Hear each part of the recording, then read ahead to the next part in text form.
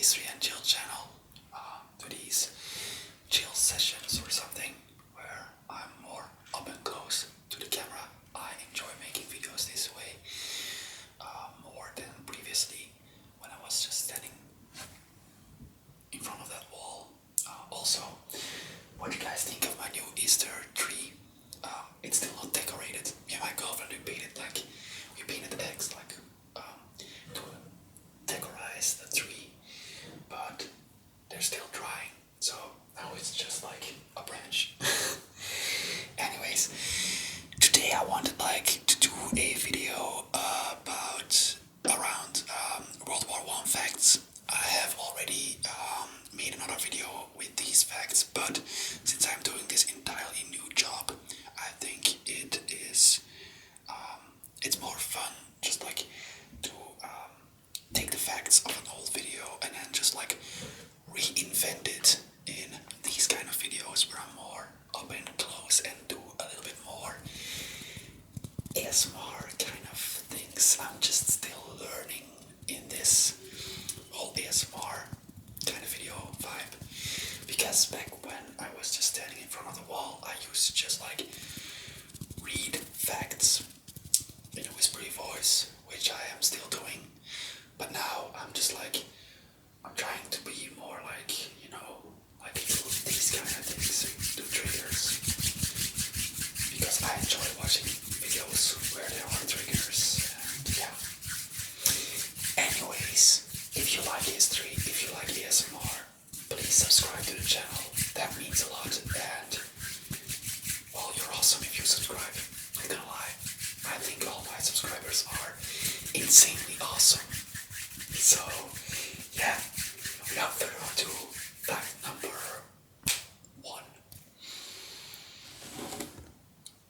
Chewing gum did already exist in World War I. That's surprising though. Spearmint flavored gum was tested to put into the rations of soldiers. It was tested to prevent the feelings of hunger, which obviously backfired, because we all know that they did not know back then, but we do now, that it actually induces hunger to chew on chewing gum. But yeah, I was surprised to find out that chewing gum already existed in World War I. That's a long time ago. That is nearly 100 years ago. Yeah, that's a long time ago, Anyways, moving on to fact number 2. World War I got triggered by the assassination of Archduke Franz Ferdinand. Archduke Franz Ferdinand. Franz Ferdinand. Yeah, I'm doing silly stuff. I'm tired, Got triggered by the assassination of Franz Ferdinand by Serbian nationalists named the Black Hand. That was the group called, the nationalist group of the Serbians called, that killed the Duke. On the 28th of July in 1914. And yeah, the World War lasted till the armistice on November 11th, 1918. The Treaty of Versailles was later signed in 1919, and the Treaty of Versailles is one of those things that actually is seen as one of the causes of World War II later on in the 20th century. I'm sure if you are interested in history or World War I, World War II, you will know why the Treaty of Versailles is kind of seen as a trigger of World War II as well, because Germany was actually really, it was, I'm not sure how to say it in English, my native language is Flemish, that's kind of Dutch, from Belgium, but Germany had to really pay a lot of money, and was really it got victimized of the entire World War I, which is why Germany had so much hate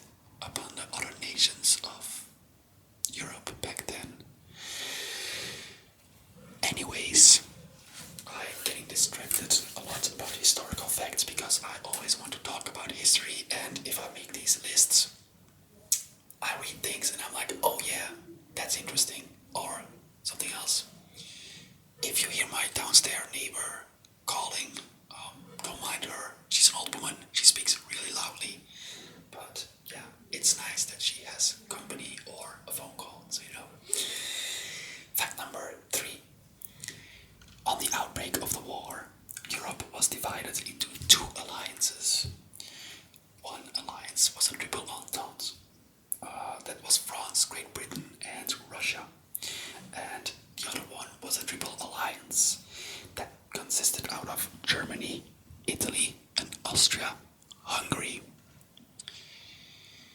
I'm hungry myself, man. I'm going to eat a pizza in about 1 hour. My girlfriend already ordered it, so I just got back from work, and I'm like recording a video right now. And I'm going to my girlfriend later on this evening. So yeah. Side note. I'm sorry. Don't mind my impulsive behavior. Yeah. Fact number 4 is Austro-Hungarian Empire declared war on Serbia. This is regarded as one of the causes of the start of the Great War. Austro-Hungarian Empire were included in the Triple Alliance, and Serbia was allied to Russia, part of the Triple Entente. So they actually were allies of these Triple Entente and Triple Alliances that got involved in the war, because lots of people think that Germany started World War I, but actually, no. It was the, as I already said, that the Austro-Hungarian Empire declared war on Serbia, which were all like alliances, So, big world war happened. Fact number 5. In the beginning of the war, soldiers were fitted with soft hats rather than hard helmets. This was because generals and tacticians were not prepared for modern warfare. Later, things changed and armies were equipped with steel helmets. Yeah.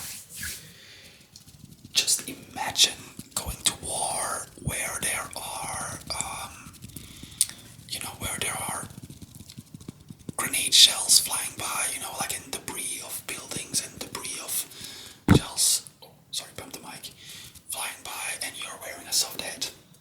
I guess they found out the hard way that they had to use steel helmets, obviously. Alright, fact number 6.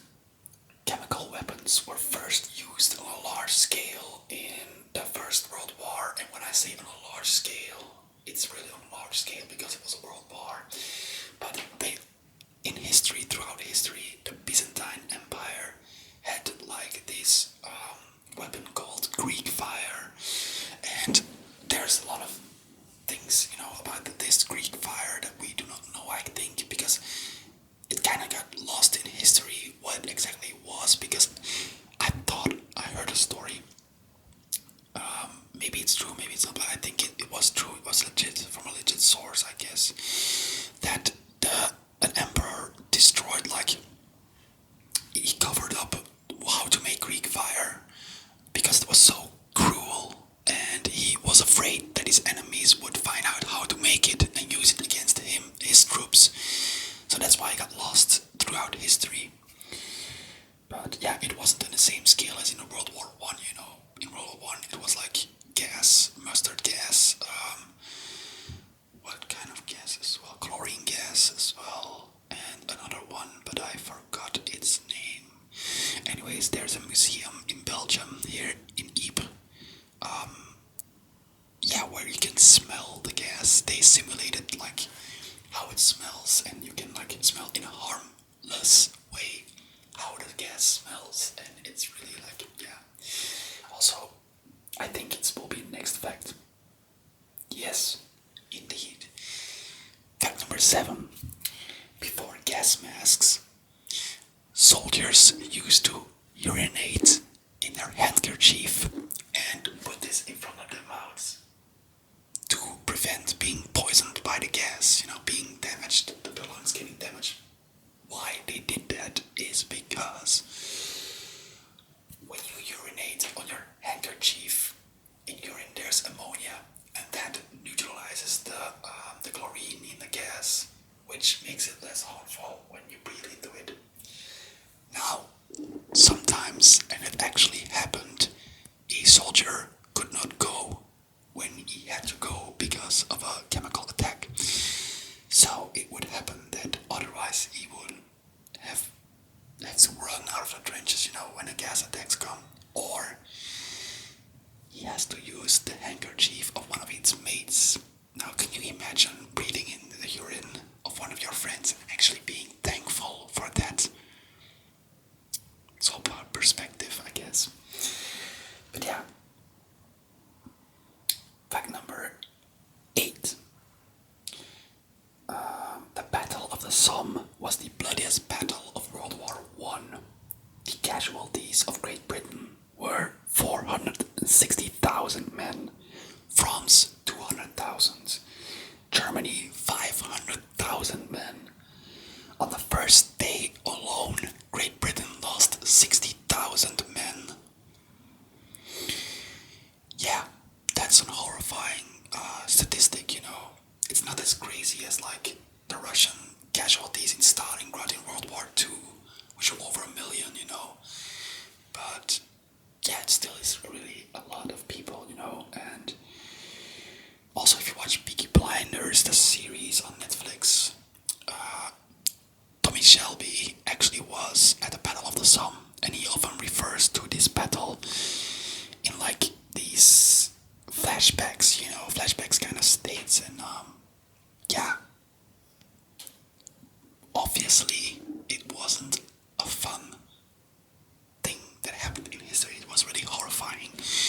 Don't mind my oversimplified words. That's because I'm tired and my native language is not English, so my vocabulary is not really that broad or extensive. I don't know. But yeah, moving on to fact number 9. Talking about Bloody April. April is just around the corner, so yeah. Bloody April is the nickname of an operation of the Royal Flying Corps. This was to provide air support in the battles of Arras. New pilots had an estimated life expectancy of 1 to 2 days, and the British suffered for a casualty amount 5 times higher than the Germans. The operation, however, was successful, but yeah, there's always like in military operations, you know, you can achieve your goal, your target, but at what cost is my critique then, or critique, I'm not sure, not finding the right words. Yeah. Anyways, fact number 10, and I think I will wrap this video at 10 facts, because I'm rambling about, and my girlfriend is waiting on me, and she's hungry, so yeah, I'll have to get there.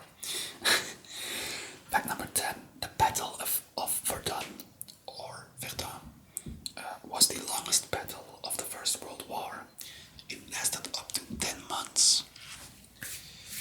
Can you imagine being stuck in trenches for 10 months? I mean, like, this whole pandemic stuff is now been a year, and it just seems like it's been going on forever, you know.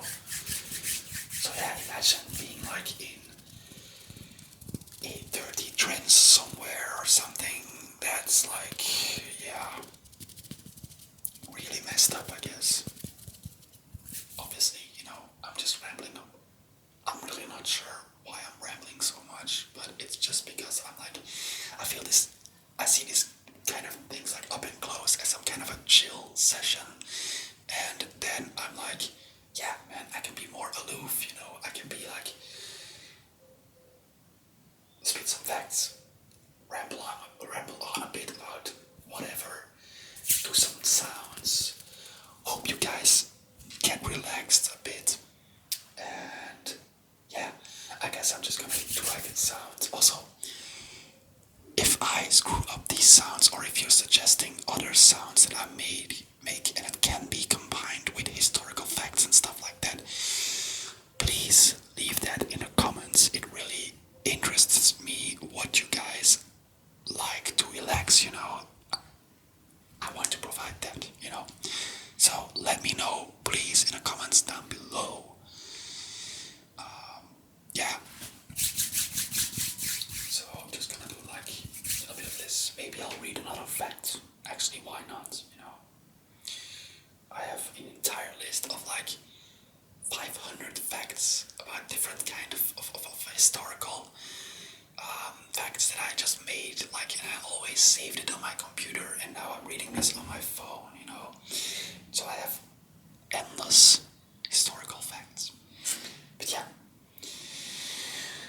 maybe I'll just read like one more, you know. Yeah, alright, fact number 11, I guess. The original battle plan for Germany to conquer France was called the Schlieffen Plan. The Schlieffen Plan. Schlieffen Plan. Through Belgium, they wanted to conquer France in 6 weeks. Germany did this to prevent a two-front war. The plan obviously failed horrible because they had a two-front war in the First World War and in the Second World War. I guess avoiding a two-front war is kind of like the same as trying to avoid bumping into someone in the supermarket or something, which you're like, oh man, I hope I don't bump into someone I know in a supermarket because I really don't want to be social right now.